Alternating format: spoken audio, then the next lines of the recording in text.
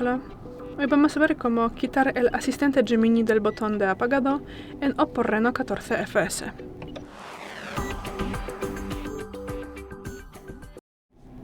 Bueno, pues si te molesta el asistente que nos aparece cuando mantenemos pulsado el botón de encendido como ahora y quieres quitarlo de ese botón, para esto tendremos que entrar en los ajustes, luego bajamos y buscamos esta pestaña, accesibilidad y conveniencia.